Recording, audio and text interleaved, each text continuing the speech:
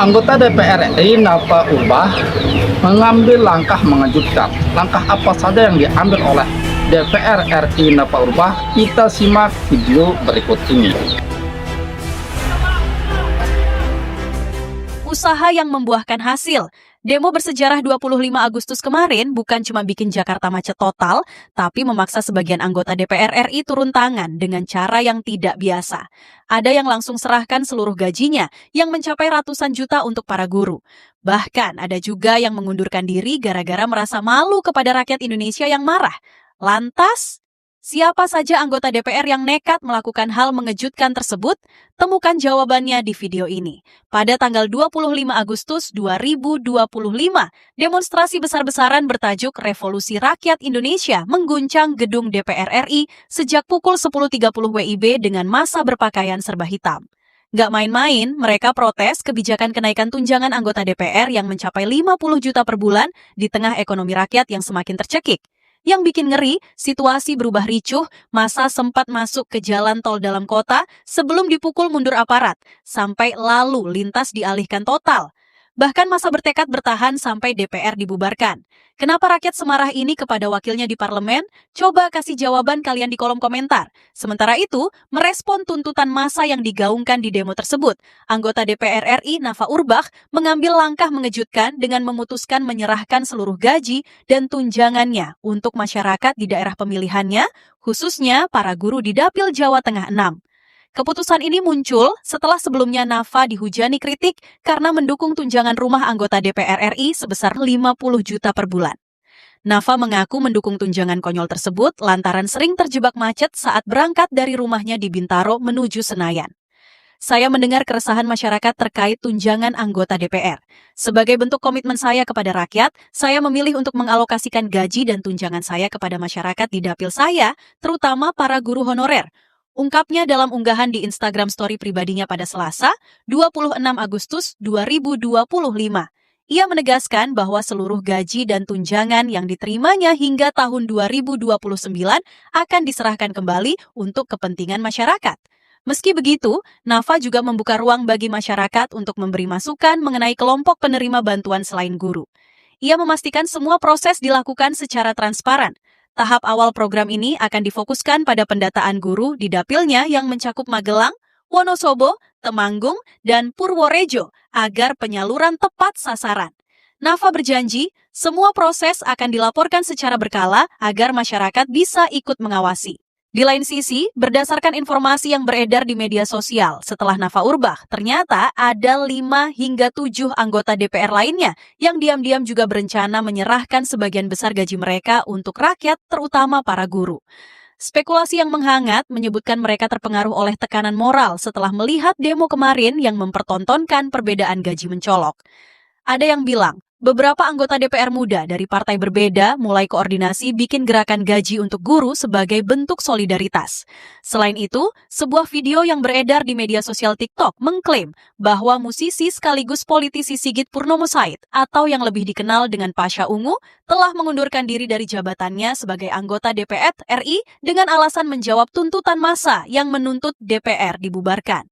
Dalam potongan video yang dibagikan, terlihat foto lama Pasha di ruang sidang paripurna disertai narasi yang cukup emosional. Saya tidak mau ikut-ikut makan uang haram, lebih baik saya mundur demi rakyat saya.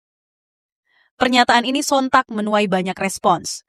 Warganet menyebut langkah Pasha sebagai sikap heroik dan bentuk perlawanan dari dalam parlemen. Namun, baik pihak DPR RI maupun Pasha sendiri belum memberikan klarifikasi resmi terkait isu pengunduran diri tersebut. Sementara itu, politikus senior Yusril Ihza Mahendra menilai aksi demonstrasi masyarakat yang menuntut pembubaran DPR merupakan hal yang wajar dalam negara demokrasi. Pernyataan tersebut disampaikan Yusril usai memberikan kuliah umum di hadapan mahasiswa Universitas Indonesia UI di Depok. Kalau orang sedang emosi, kita tidak melarang. Silakan saja, ujarnya. Menurutnya, dalam sistem demokrasi, masyarakat memiliki ruang untuk mengkritik, bahkan mengusulkan pembubaran lembaga negara, selama tidak melanggar hukum dan tetap menjaga ketertiban umum. Namanya negara demokrasi, orang boleh saja menyuarakan pendapat sesuai kehendak dan keinginan mereka, sepanjang tidak mengganggu ketertiban dan tidak melawan hukum, kata Yusril. Sementara itu, sehari setelah demonstrasi memprotes tunjangan rumah anggota DPR sebesar 50 juta rupiah per bulan, Wakil Ketua DPR Sufmi Dasko Ahmad menyatakan tunjangan itu hanya berlaku sampai Oktober 2025. Sufmi Dasko Ahmad mengatakan uang 50 juta rupiah per bulan itu hanya diterima anggota DPR sejak Oktober 2024 sampai Oktober 2025. Jadi, setelah bulan Oktober 2025, anggota DPR itu tidak akan mendapatkan tunjangan kontrak rumah lagi, kata Dasko kepada wartawan di Jakarta Selasa, 26 Agustus 2025. Di lain sisi, para pengamat menilai tunjangan DPR sebesar itu tidak layak di tengah sulitnya ekonomi masyarakat dan tidak sepadan dengan kinerja DPR yang tak memuaskan. Warga mendapatkan kesulitan dalam hal-hal mendasar, seperti kebutuhan pokok sehari-hari dan ada pajak yang dinaikkan. Keputusan soal perumahan ini bukan keputusan yang patut, ujar peneliti Indonesia Corruption Watch, ICWS Tema, Egy Primayoga.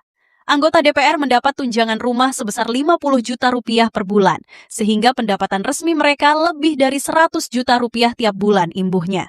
Besaran penghasilan ini terungkap ketika anggota Komisi 1 DPR, TB Hasanuddin, menanggapi pertanyaan mengenai sulitnya mencari uang yang halal di parlemen. Hasanuddin kemudian membuka penghasilan resmi yang diterimanya sebagai wakil rakyat melalui gaji pokok, tunjangan rumah, dan tunjangan lainnya yang melebihi 100 juta rupiah. Angka penerimaan ini lebih besar 2 kali lipat dibandingkan gaji dan tunjangan anggota DPR periode 2019 sampai 2024. Egy Primayoga juga menyebut nominal 50 juta rupiah per bulan untuk biaya sewa rumah para anggota DPR berlebihan. Lagi pula dalih agar memperoleh tempat tinggal yang dekat dengan gedung DPR juga terbantahkan karena kehadiran anggota parlemen juga jarang maksimal sehingga pembahasan legislasi kerap mandek. DPR memang paling kreatif untuk menemukan jenis tunjangan baru yang dibebankan kepada negara. Tunjangan reses, tunjangan komunikasi intensif, tunjangan kunjungan kerja. Sekarang, tunjangan perumahan, kata Egy. Ada banyak sekali jenis tunjangan yang diterima anggota DPR sampai mereka sendiri lupa mengingat satu persatu. Jadi, tunjangan-tunjangan ini seperti strategi untuk menambah pendapatan saja, pungkas Egy Primayoga. Nah, itu tadi video reaction yang kita sajikan pada kali ini, dan semoga teman-teman bisa mengambil kesimpulannya. Jangan lupa untuk subscribe channel ini. Sekian dan terima kasih. Sampai jumpa pada video berikutnya.